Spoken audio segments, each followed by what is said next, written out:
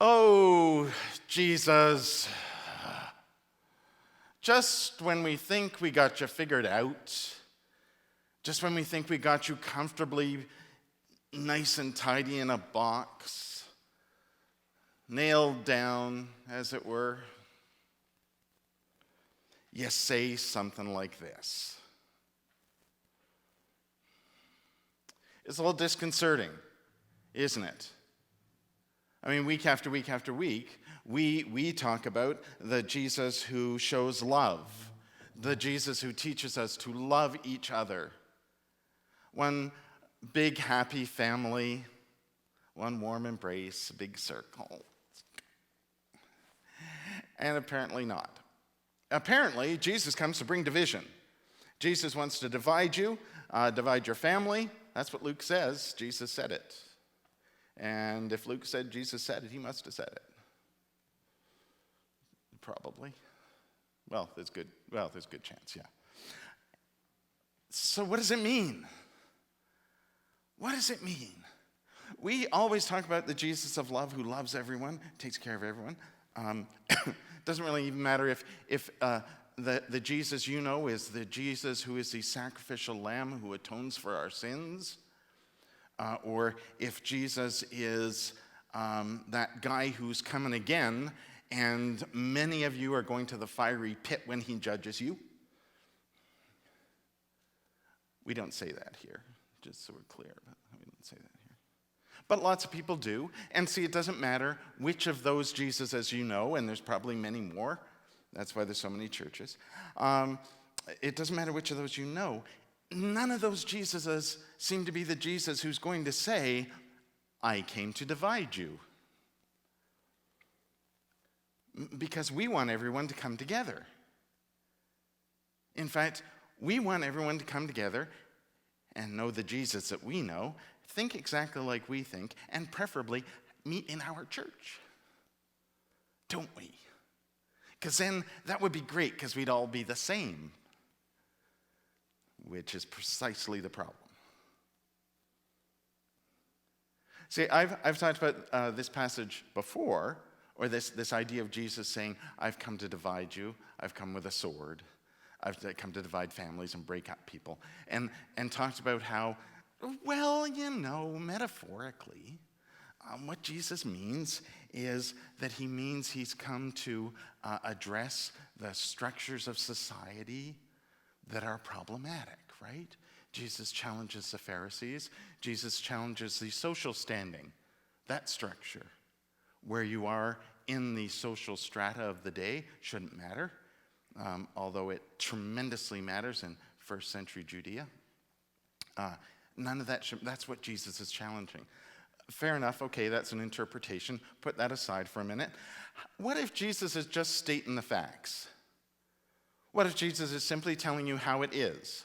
Because it is how it is. The arrival of Jesus did not instantly make everyone love each other and do what Jesus says. There were people who were not interested in Jesus' message and wanted nothing to do with it. There were people who initially heard Jesus' message, thought it was a great idea, but it's too much work, and they moved on to something else. There were people who heard Jesus' message and thought, ooh, this is an absolutely awesome idea. I can do this, except not for those people. And there were people who followed Jesus to the end and lived as Jesus taught. In fact, you might recognize that there's a parable about that. The sower who casts the seed, and some lands on rock, and some lands amongst the weeds. Some eventually does land where it should, and it grows up healthy and strong. The point is, not everybody's the same. You might even have found this in your own household when you try and get other people to go to church on a Sunday morning, and they say, no, they're not interested. It's a lot easier to make them when they're 4 and 5. But when they're older and they start to think for themselves, maybe they have questions. Maybe they don't necessarily agree with everything. Maybe they want to find their own way. the arrival of Jesus did exactly what he says. It disrupted things. It disturbed people. Sure disturbed the Pharisees and Herod. Romans probably weren't too happy about it either.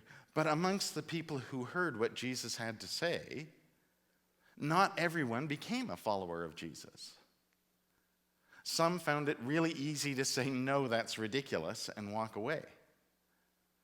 Some found it really hard to be a follower of Jesus, and the lure of living just like, everybody else and enjoying life, that's so much more fun. They missed the part where Jesus said, but the whole point of loving each other is to live life. And the whole point of living life is to love. And they didn't just quietly walk away and say, you guys do your own thing, did they? In fact, we have a history. In fact, even the Hebrews have a history. Humanity has a history of, if I don't agree with you, we have conflict. We don't have the mutual respect of differing opinions because we're all human beings. We have conflict because you're wrong. Some of you might already be thinking, oh, Robin, you're not 100% right about that, because that isn't what happens always. I know it's not what happens always. We don't have to argue about it. See? Even if it's a simple little, I want to tweak that, we'll end up fighting about it.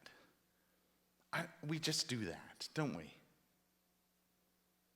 We'll discuss it, and we'll think, oh, we're having a really positive discussion, and then all it takes is for someone to say one thing, and we're arguing. And we have conflict. Jesus knows that. Jesus knows that.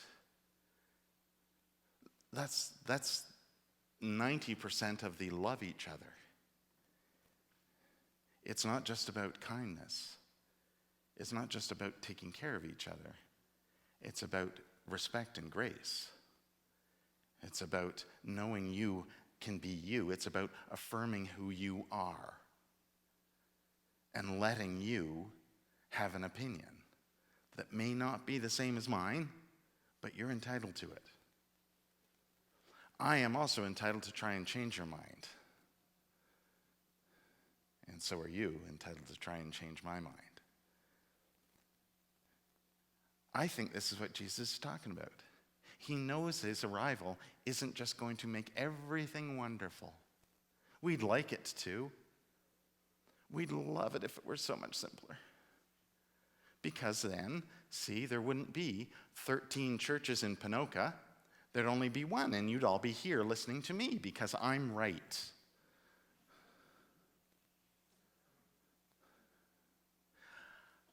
I don't think Jesus is telling this bit about breaking people up and disturbing. I don't think Jesus is thinking that's a bad thing. The bad thing is how we handle it, because we don't always handle it well. We end up in conflict. If we loved and had grace and respect, that might be a different thing, but that's hard when you are having a conversation with somebody who's telling you you're wrong and you're going to burn in a fiery pit. It's hard to listen to that. It's hard to express your opinion about something. Just had this experience recently. It's hard to express your opinion about something that you think is holistically an important thing. Every time we gather for a service, we begin with an acknowledgement that we are on Treaty 6 land, and we ask that we respect that as we are treaty members. The point of us doing that isn't just to acknowledge that this isn't our land. The point of doing it is to also acknowledge that we are part of the treaty. And a treaty means we each get something. And by the way, since literally the day after, we're in violation of the treaty. That's the reason we do it, because it brings us to, hopefully, some understanding that reconciliation is important. An acknowledgement of things that we're responsible for should bring us to a place where we can find reconciliation. Not everyone agrees with that. And some of those opinions vary from, we should just move on, the past is the past, which is kind of missing the point of understanding where you come from, but nonetheless, it's an opinion, to why would we even need to do that? This is ours. Except it's not. You can see how I can quickly come into conflict with somebody who disagrees with it. Because I totally just gave you my biased approach to that. But other people's opinions about it are perfectly valid. So I need to be able to respect that. Even though I tremendously, 100% totally disagree with them. And they're absolutely wrong and I'm right. You see? That's where it goes. So how do we deal with that? What do we do? What do we do? Well, oddly enough, the person who wrote the letter to the Hebrews has an idea about that. Because apparently we didn't listen to Jesus when he said, there's an easy way to deal with that. You should love each other, respect each other, and show some grace when you have conversation. The letter to the Hebrews, by the way, just as an aside, because it's actually kind of relevant. The letter to the Hebrews, when the Bible was assembled back in the day, and we included the Gospels and these epistles, these letters, the letter to the Hebrews was considered to be a letter from Paul to the Hebrews. Fairly early on, people started to go, I don't think this is by Paul. And by fairly early on, I mean like the 3rd century early on. Most contemporary biblical scholars will now tell you that it absolutely was not written by Paul. There's no way. There's also thinking around, by the way, there's other letters that probably weren't by Paul. But Hebrews is the one letter where most, not everyone, biblical scholars will go, there's not a chance that was written by Paul. Here's some reasons why. First of all, it's tremendously sophisticated in its thinking, which Paul was not. No disrespect to Paul, he was just, his thinking was very simple and very straightforward. But Hebrews, this letter, shows a lot of thinking about stuff and a really interesting approach, and like somebody's thought through everything that Paul said and then written another piece about it. So it contains themes that Paul would have written about, but it talks about them in a much more sophisticated way. It also uses much more sophisticated language. Paul was a fairly simple man, again, and his language was very straightforward, which was really, that's a tremendously good thing, absolutely. Hebrews reflects a more complicated language, a different way of writing. It uses words that Paul never would have, he wouldn't have even, practically wouldn't have known, let alone used them. There are other reasons too, but the point is that even from the very beginning, people weren't sure this was something that Paul had written. So why did they say it was by him? Well, let me ask you this. If I were to bring you something in the early days of the Christian church, we were at the point where we were having some, let's say, dialogue, although the appropriate word probably is confrontation, about whether or not Gentiles should be let into the new church, because Jesus obviously came to, speak to Hebrews. I mean, the Hebrew people are the ones that he was trying to, except it wasn't. That's why there was a bit of conflict over whether or not we'd let Gentiles in. But anyway, let's say there was a bit of conflict about that, and somebody shows up with a letter that talks a little bit about that, and also talks a little bit about faith and these important things that Paul would talk about when he was writing to people, except the letter was written by Joe Schwartz, who's the guy who cleans the sewers and lives down the street on the other side of the tracks. Are you interested?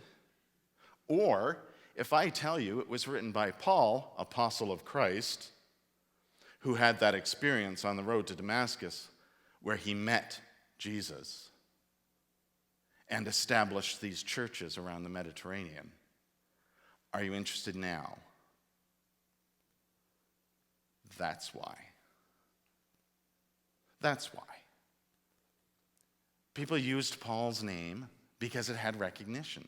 It instantly got your attention and got respect, whether it was deserved or not. And here it was definitely deserved, by the way, because this was a letter worth hearing. And here in this piece we heard this morning, here's talking about the person who wrote this letter is talking about faith. We heard a little bit about faith last week, talking about what faith is all about. But even the sophisticated, thoughtful person who wrote the letter to the Hebrews wasn't happy with how they were describing faith, so they resorted to, well, what Jesus does. Stories.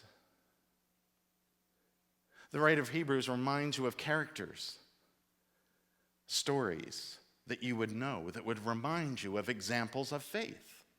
So to us, and by the way, before you leave today, there's a test. He resorts to this list of people and events that are going to, for us, that are going to test your biblical knowledge. Some of them are easy, right? We got David, the Exodus story is in there. We got Samson, right, with the hair. Awesome. What about Rahab? What about Barak? That's not Obama. What about Gideon? Not the guy who puts Bibles in hotel rooms. What are their stories? Do you know their stories? What about some of those stories that there's not the name of a person, but something's described, an event is described? Do you know them? Because I'm going to test you before you leave today. Isn't that what it feels like? You hear this list and you go, oh, yeah, I know that one. Don't know that one. Oh, I know that one. Yep, don't know that one. But to a first century audience of Hebrew people, they would know every last one instantly. Not just because they knew their Bible better than you, which is kind of the church's fault, actually, when I think about it. But still, not because they knew the Bible better, but because those characters were part of their culture. They were closer in time to those characters. They were part of their history. They were literally part of who they are. To us, not so much. We sometimes even have trouble identifying with Jesus. I can't tell you how many people, for the number of times I keep trying to remind you that Jesus is in you. You are Jesus. We're going Jesusing. You know, all that stuff. People always come to me and say, but I'm not Jesus. And I go, yes, you are, but I'm not. I don't know Jesus. Yes, you do. No. First century Hebrew people would have known all of these characters as if it were part of who they are. So you could just fire off this list like the writer of this letter does, and people hearing it would be sitting there going, yeah, I know what you mean. Well, I don't know if that, I would identify more with Gideon maybe than Samson. Or that story of Rahab, it gets me right here every time because they know it. These are examples of our faith.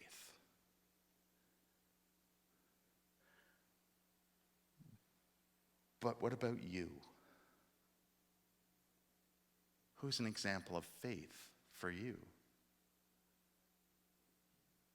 Doesn't have to be somebody that you would think of as a saint. In fact, let me just remind you that, don't stone me, again, I know I said that the last time I said this, but I feel a little defensive saying it. Jesus wasn't perfect.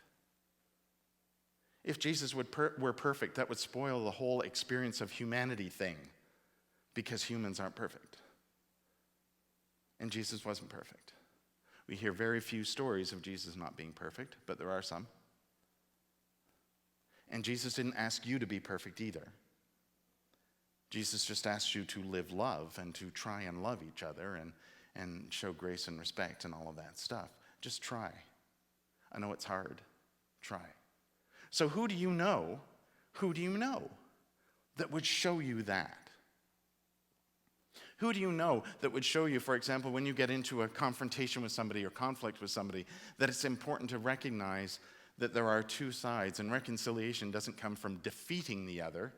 It comes from engaging it, embracing it, and finding a way to find common ground and understand each other, share stories, and move forward. Who shows you stuff like that?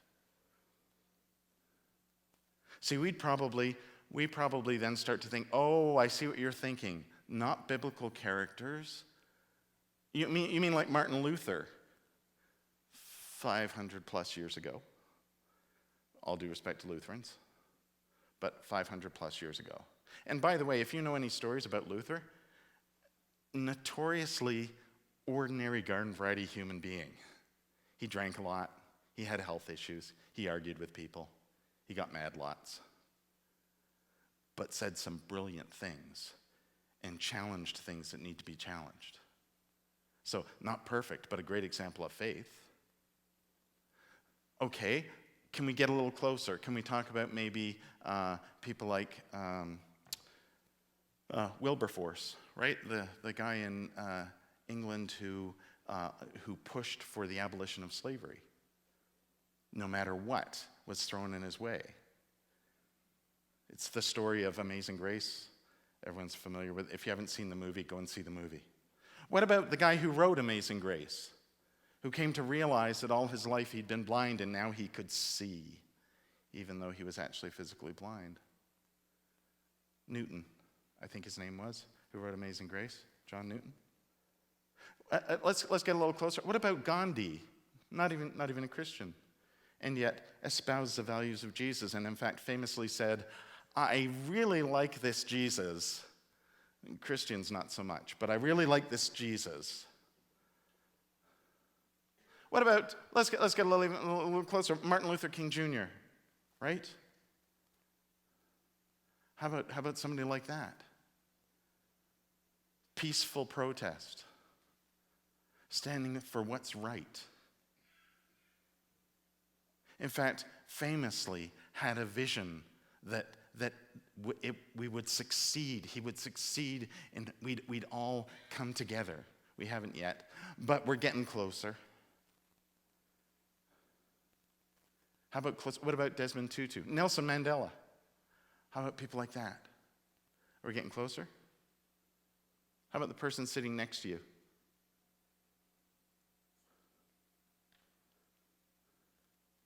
How about the person sitting next to you? How about your neighbor? Sorry, I should clarify that since Jesus says everyone's your neighbor. Actually, no, I'm not going to clarify that. Everyone's your neighbor. How about your neighbor? How about your next door neighbor on your street? How about a parent or a sister, an uncle, a grandparent, an ancestor?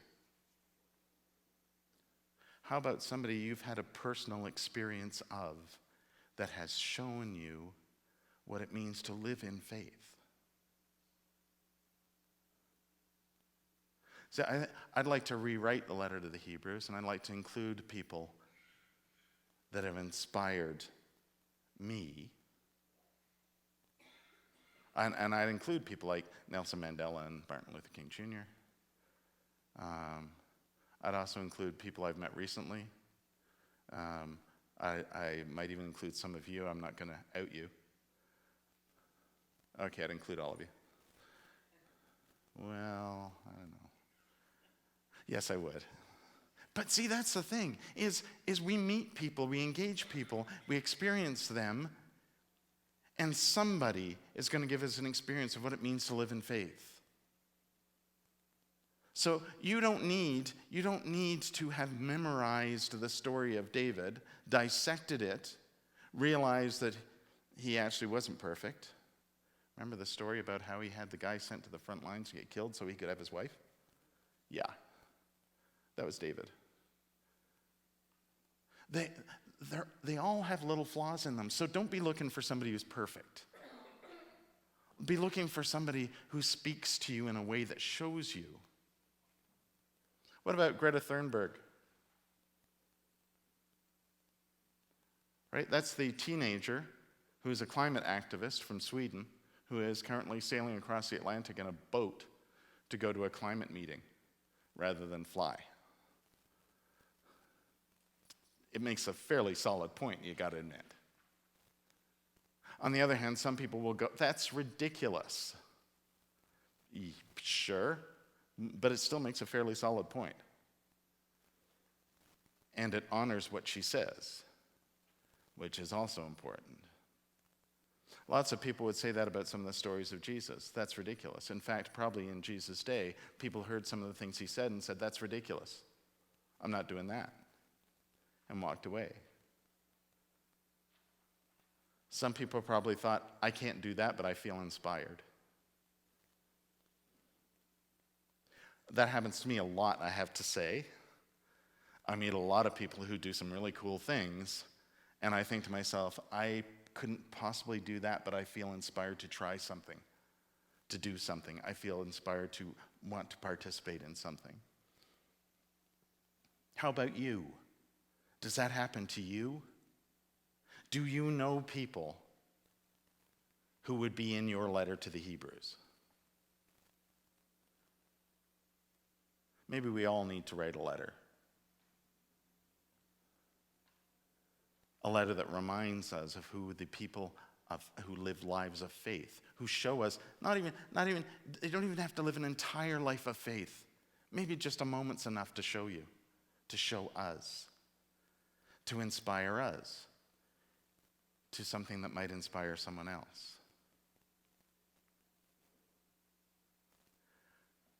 Maybe we all need to write a letter. Because Jesus is right. We're all different. And even just sharing the story of Jesus, even just sharing the story of Jesus has divided us, has built walls, has caused us to refer to others as them. And all Jesus wants us to do is think we are all us. How do we do that? How do we engage each other? How do we love each other? Think of the people who have shown you how.